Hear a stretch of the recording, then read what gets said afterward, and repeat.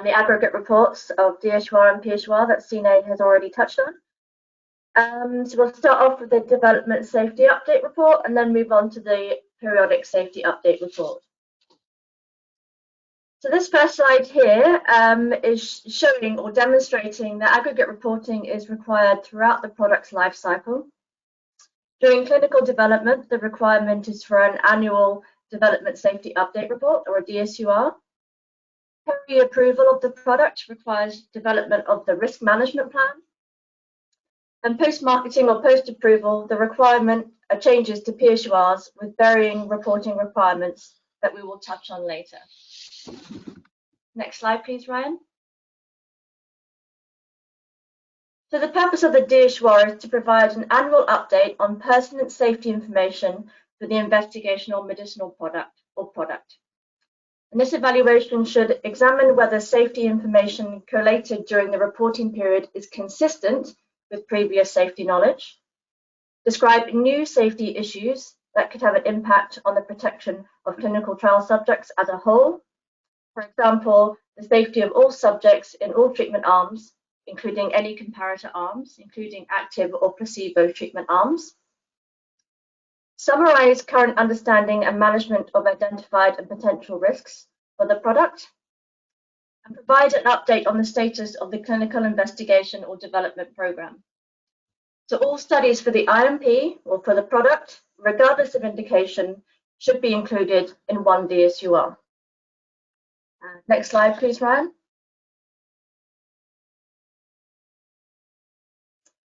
So the DSUR reporting is usually driven by the Development International Birth Date, or DIBD, which is the date of the first authorization to conduct an investigational clinical trial with the IMP in any country worldwide. All DSURs should be submitted within 60 days post data lock point, and the data lock point of the DSUR should be the last day of the 1-year reporting period, and that is the cutoff for the reporting period. In some circumstances, there may be a requirement for a marketed product to have a DSUR, for example, if a new indication is being investigated. And in this circumstance, the DSUR reporting period should be aligned with the International Birth Date, or IBD, of the product. So for this, please note that during the alignment of dates, the DSUR reporting period should never be longer than 1 year. Both periodic safety update reports and DSURs should be standalone documents. However, there is likely to be some crossover between the two if both are being produced. Next slide, please, Ryan.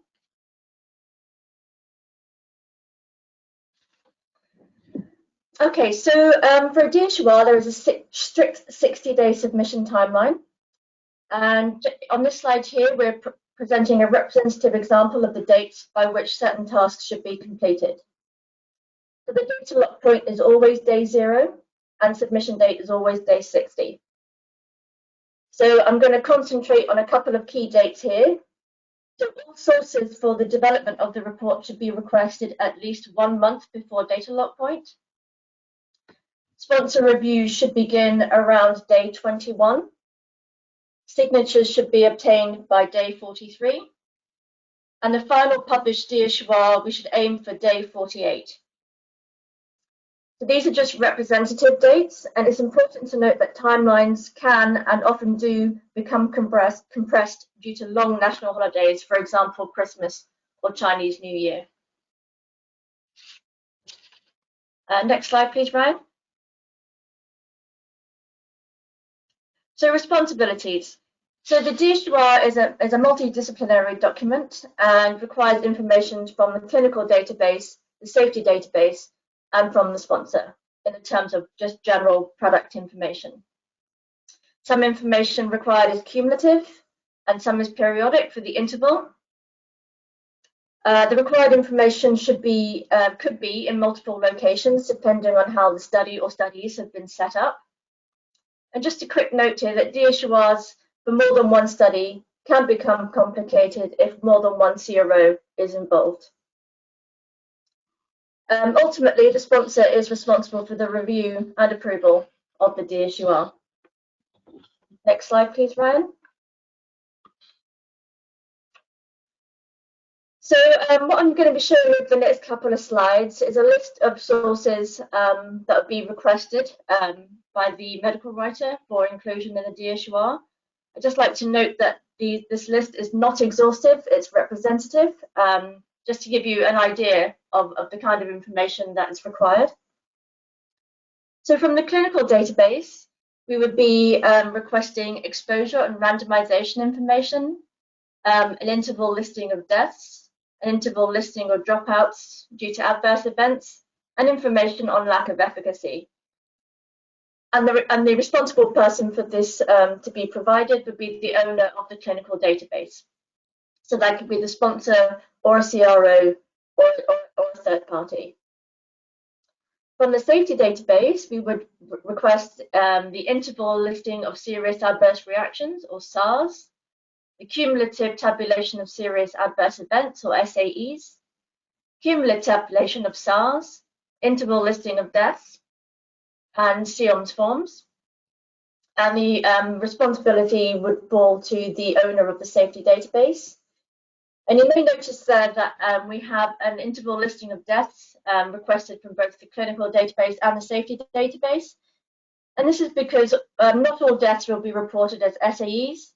So for example, disease progression, where disease progression is also a study endpoint, would not be reported in the safety database. So we request it from both databases to ensure that we have all of the deaths listed in the DSUR. Next slide, please, Ryan.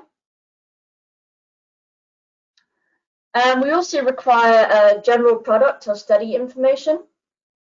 And for example, we would need the protocol and any amendments, the investigator brochure, interim and final clinical study reports, list of completed or ongoing studies, information from market experience, non-interventional and non-clinical information, and the safety profile of the IMP, including important identified and potential risks.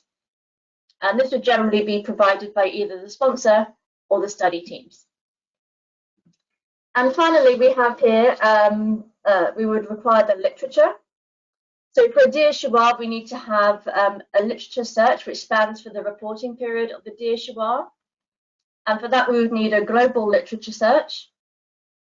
And in addition, we would need to cover any local literature searches, for example, in Chinese or Korean. And we would also request any conference abstracts or unpublished manuscripts. And this would generally come from the sponsor of the study or a third party if that's outsourced. Next slide, please, Ryan. Okay. So currently, the content of the body of the DSUR is the same for all countries worldwide. So country-specific requirements are handled in